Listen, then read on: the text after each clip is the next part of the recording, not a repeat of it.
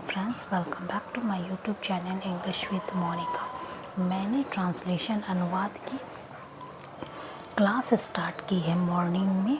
मैं 9th और 10th के ट्रांसलेशन को कवर करूँगी, इंग्लिश ग्रामर को कवर करूँगी। तो जो भी लोग इंग्लिश ग्रामर सीखना चाहते हैं, हिंदी टू इंग्लिश ट्रांसलेशन सीखना चाहते हैं, और जो 9th-10th के स्टूडेंट हैं उनके लिए वीडियो काफ़ी और ये सीरीज़ काफ़ी बेनिफिशियल होने वाली है। मैं बेसिक से आपको बताऊंगी कि कैसे translation English to Hindi, Hindi to English करते हैं, जो कि इंग्लिश ग्रामर का एक इम्पॉर्टेंट पार्ट है। और सारे ग्रामर के टॉपिक को भी कवर करूंगी। तो लेट्स स्टार्ट। हिंदी में जब हम कोई वाक्य लिखते हैं तब होता है वह डॉक्टर है। सिंपल सेंटेंस से शुरुआत करेंगे।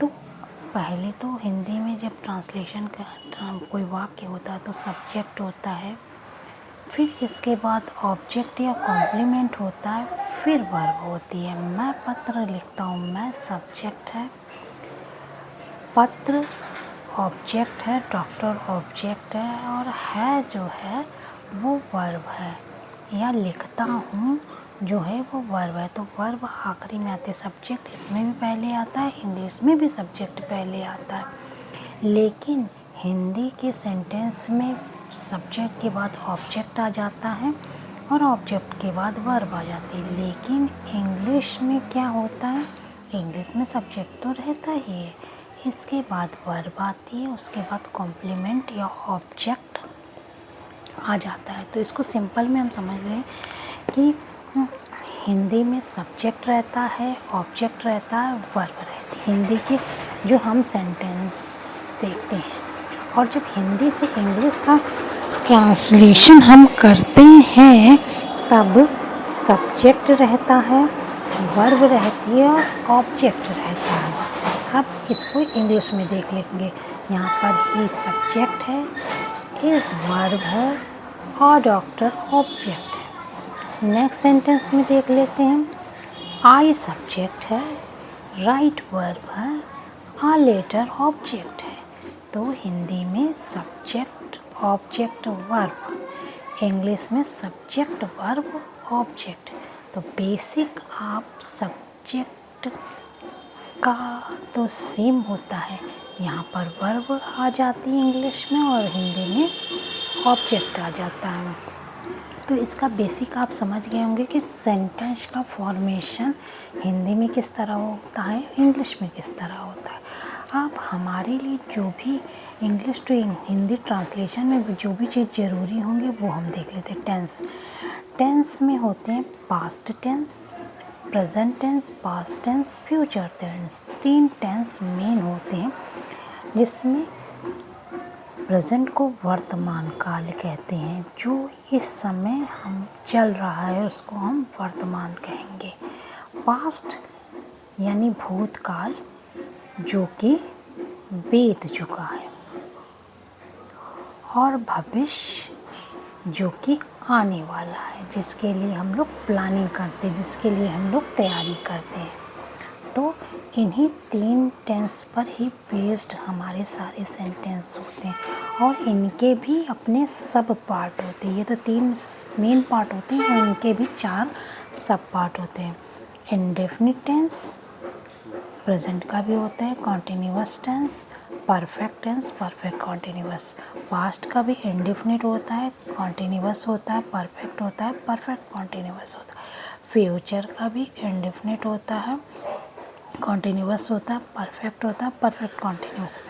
इन टेंस के बारे में यदि आप डिटेल में जानना चाहते हैं तो आप मेरी प्लेलिस्ट चेक कर सकते हैं। उसमें आपको डिटेल वीडियो इन टेंस से रिलेटेड मिलेंगे, आप देख सकते हैं। अब आ जाते हैं, आज मैं आपको सिंपल स्टार्ट करूँगी verb to B.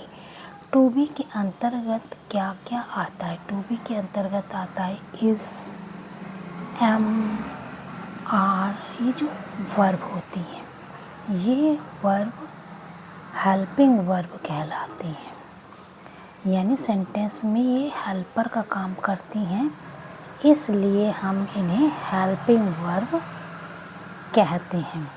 Is, am, are, was, were, will be, shall be. अब हम ट्रांसलेशन देख लेते हैं किस तरह करेंगे। बहुत ही सिंपल सेंटेंस का बहुत ही सिंपल वाक्य का हम ट्रांसलेशन करेंगे। पहले हम अफर्मेटिव सेंटेंस देख लेते हैं। अफर्मेटिव सेंटेंस उस सेंटेंस को कहते हैं जिसमें कोई चीज़ स्वीकार की जाती है। इसको हिंदी में स्वीकारात्मक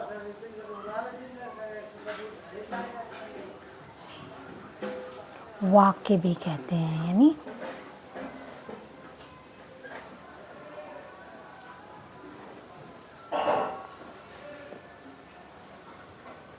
जिसमें किसी चीज़ को स्वीकारा जाता है। अब इसका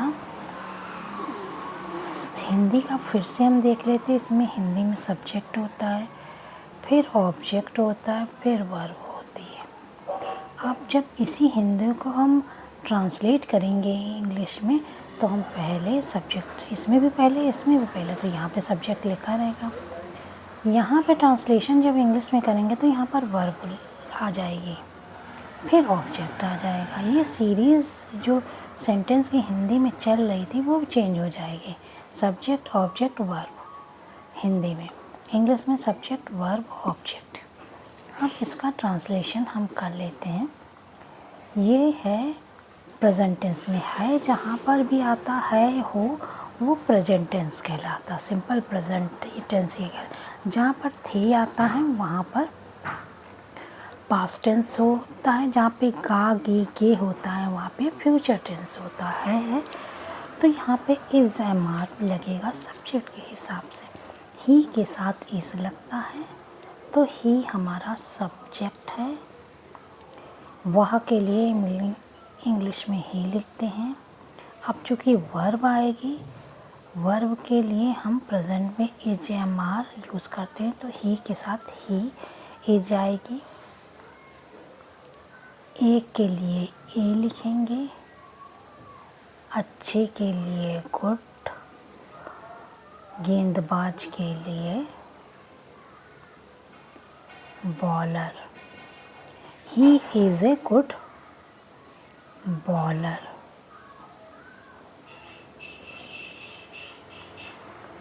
तुम बहुत चालाक हो। तुम यहाँ पे देखिए सब्जेक्ट आया है, ऑब्जेक्ट आया है, वर्ब आई है। इंग्लिश में जब हम ट्रांसलेशन हमने किया है, सब्जेक्ट आई है, वर्ब आया है, फिर ये गुड बॉलर ये ऑब्जेक्ट है। तुम चालाक हो, यू, तुम के लिए यू, हो यानी ये प्रेजेंट टेंस है, हो यू के साथ आर लगता है, यू आर। बहुत के लिए वेरी, चालाक के लिए clever, you are very clever. Ramu नौकर है, ये भी प्रेजेंट है तो ये जाएगा। रामू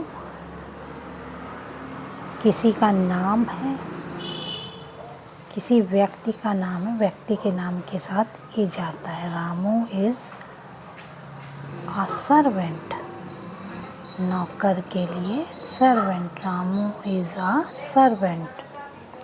अब यहाँ पे थे, था, थी, थे आता है तो वो टेंस पास्ट टेंस होता है, और पास्ट टेंस में आता है was, were as a helping verb. इसमें आता है प्रेजेंट में इज, एम, आर सब्जेक्ट के हिसाब से।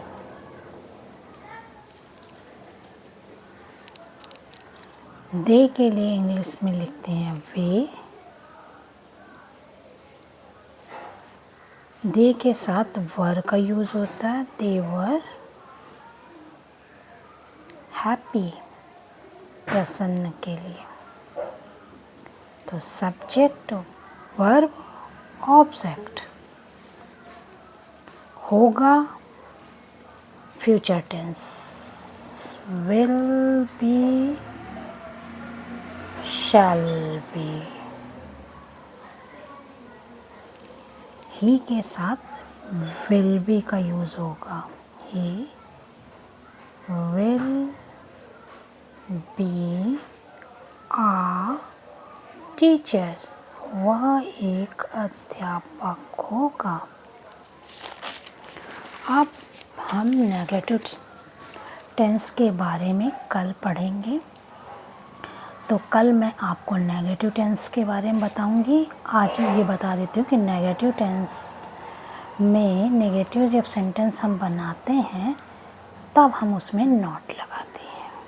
यदि आपको वीडियो अच्छी लगे तो लाइक, चैनल को सब्सक्राइब और शेयर ज़रूर करिएगा। Thank you for watching my video.